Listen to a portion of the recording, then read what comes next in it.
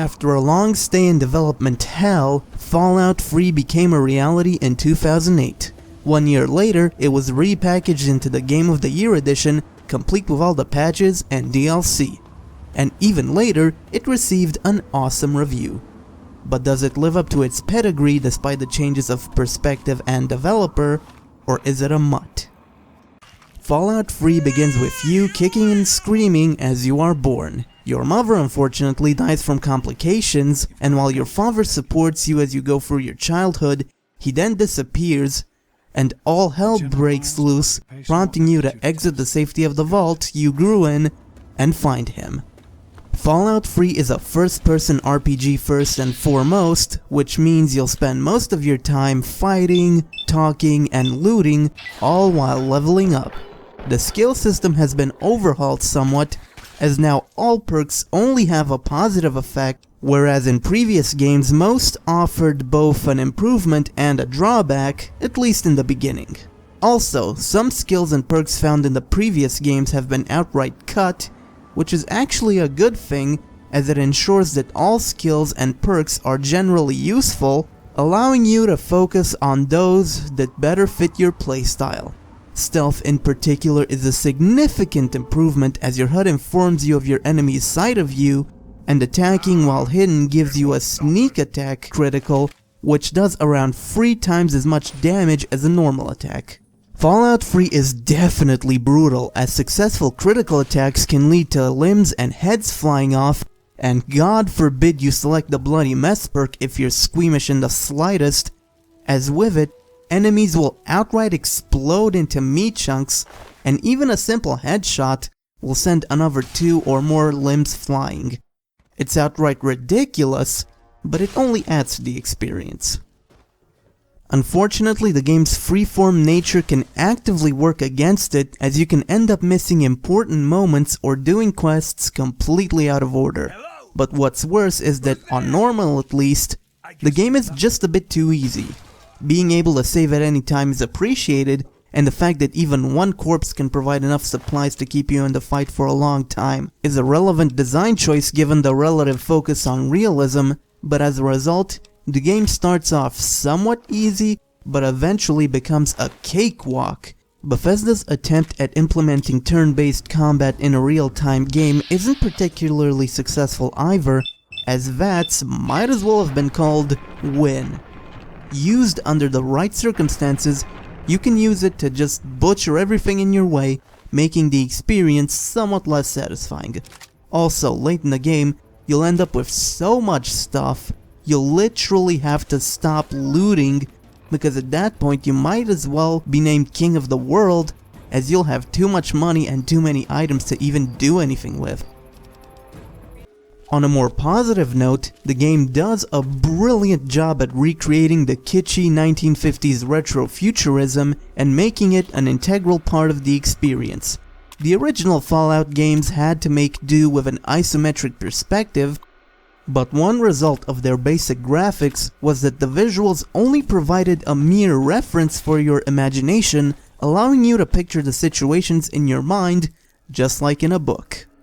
One would think that a world laid out in front of you would leave your imagination wanting, yet that simply isn't the case here.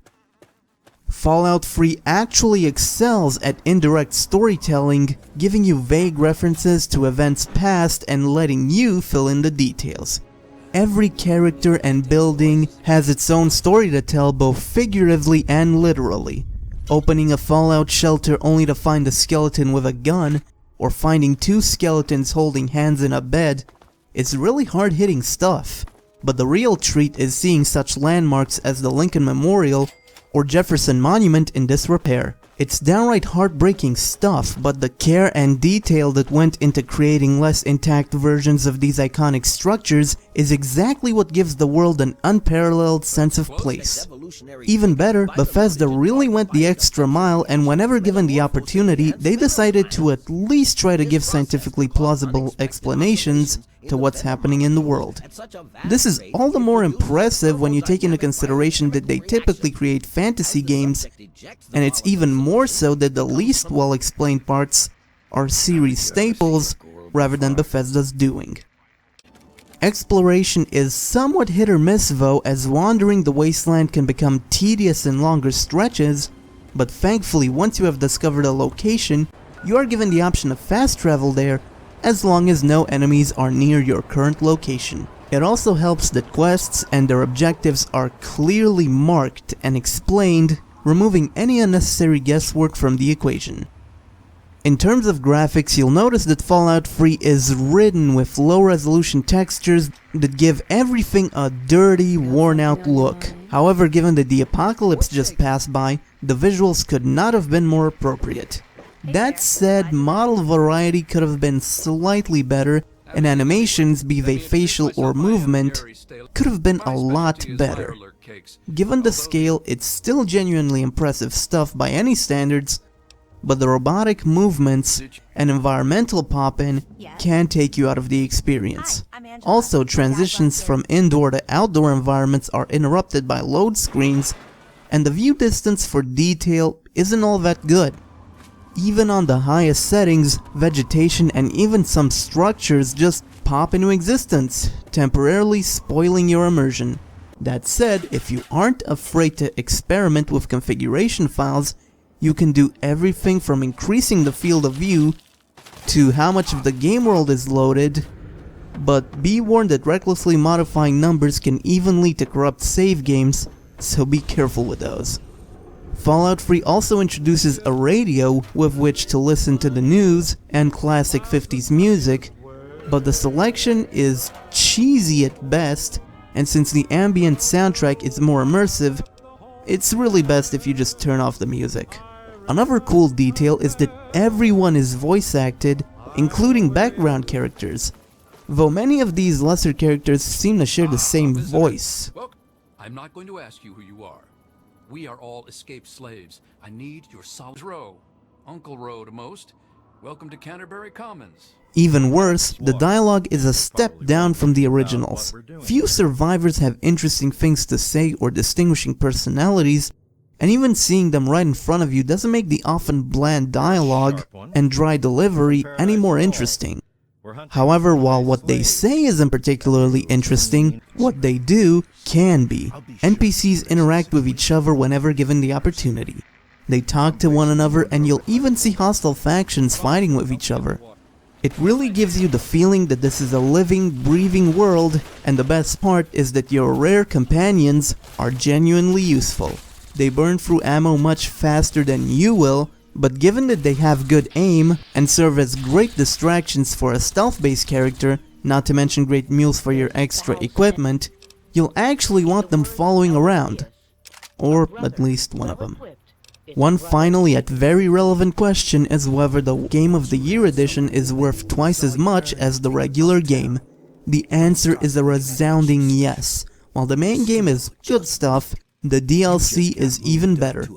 All of them take place on smaller maps, but each has something new to offer. Besides an increase of the level cap from 20 to 30, there are new toys to play with, stronger, more intimidating enemies to fight, and even some heavy decisions to make. The only DLC that disappoints is Operation Anchorage, as it doesn't allow looting and doesn't even require your input, as you can simply send soldiers to do the work for you. The shooting mechanics aren't the most refined, and since that's all you do in Operation Anchorage, it just falls apart. But even it isn't all bad, given that you get to play with the Gauss rifle, a one-hit kill energy weapon that can take out a tank in the right circumstances. The best part, however, is that you get to keep it. For all its faults, Fallout 3 renders the original games obsolete. Yes, the classics are still better written, not to mention more challenging, but other than that, Bethesda's effort is an improvement in every conceivable way. You're easily getting at least 40 hours of gameplay, maybe even more. If you like role-playing or even games in general, few offer as much as Fallout 3. This is a modern classic.